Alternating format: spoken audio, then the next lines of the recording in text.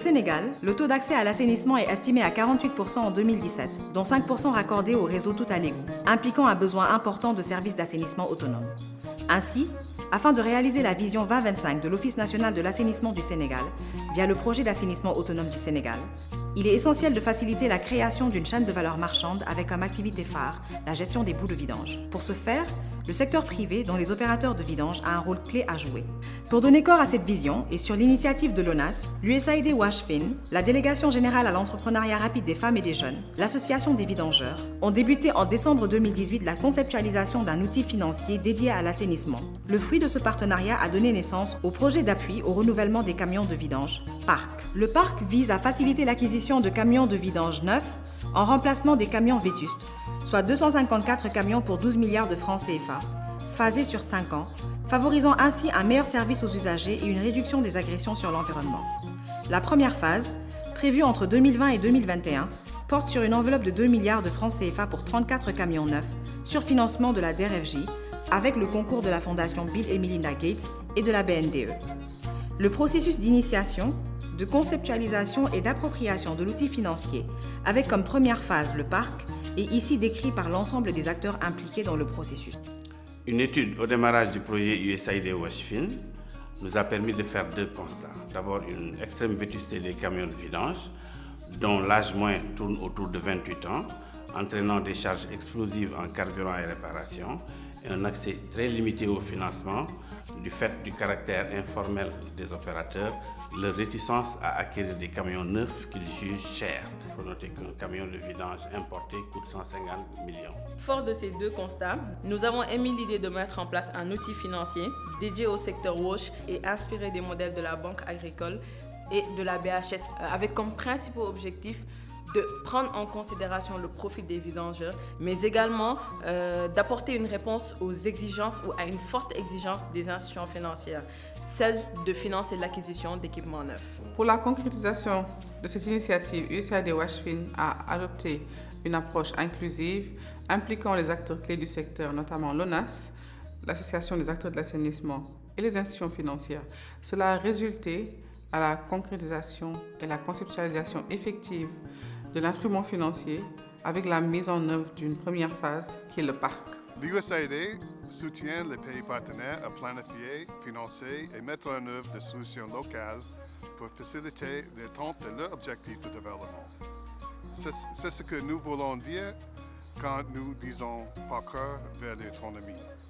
Et dans le cas spécifique du PARC, il s'agit d'accompagner nos collaborateurs dans leur effort pour mettre le secteur privé au cœur de son dispositif, vu son rôle plus en plus important et son potentiel de mobilisation de ressources.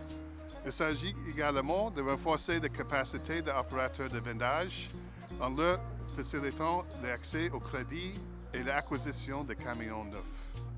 Donc, le PARC correspond parfaitement à l'esprit de la stratégie du gouvernement du Sénégal, de PAP Touza, et à notre approche parcours vers l'autonomie.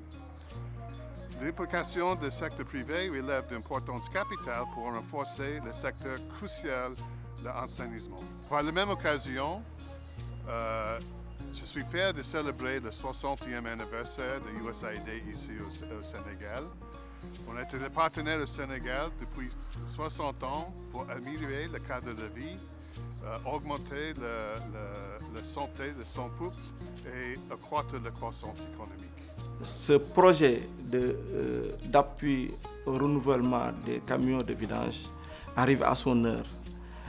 Aujourd'hui, les vidangeurs ont besoin de camions, d'outils, de logistique performants pour mieux fonctionner.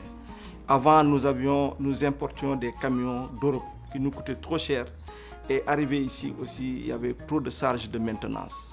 Donc avec ce renouvellement des camions assemblés au Sénégal, ça va permettre à ces vidangeurs-là de mieux rentabiliser leur activité, d'être mieux attractifs et d'être mieux vus par rapport à la clientèle.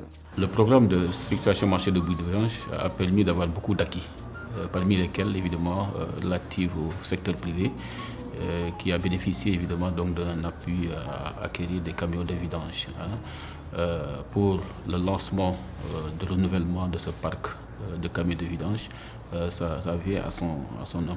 Donc j'en profite pour remercier l'appui donc de la Fondation Bill et Melinda Gates, au nom évidemment donc du ministre de l'Eau et de l'Assainissement à travers l'ONAS. Grâce à un financement en subvention de $1 million, soit 500 millions de francs CFA de la Fondation Bill et Melinda Gates Foundation, la délégation générale à l'entrepreneuriat rapide pour les femmes et les jeunes que j'ai le plaisir de diriger a injecté 500 millions supplémentaires pour faire une enveloppe de 1 milliard de francs CFA.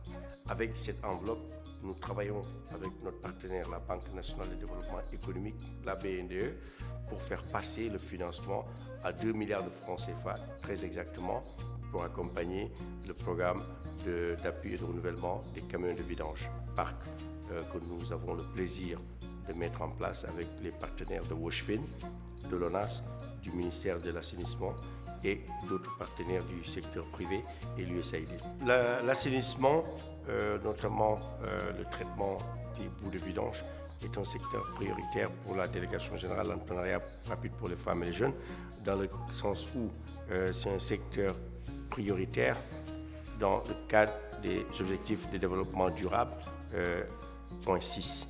Et aujourd'hui, avec ce financement que nous mettons en amorçage, si les acteurs jouent pleinement le jeu et le rôle, nous pouvons passer à un financement global de 10 milliards dans les 5-6 années à venir, très largement.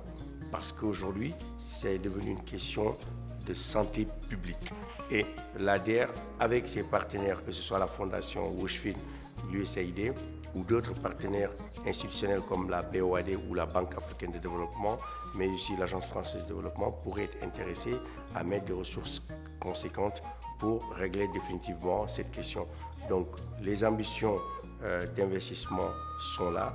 Il faut juste que les acteurs jouent le jeu, empruntent, remboursent à temps, que le secteur soit organisé, modernisé avec un système de traçage du matériel roulant, mais aussi avec des stations d'épuration aux standards internationaux de qualité et qui permettent aux familles aussi de faire appel à eux de façon rapide et moderne sous forme de centres d'appel ou même de réservation en ligne. Nous avons des startups qui peuvent aider à mettre en place ce système.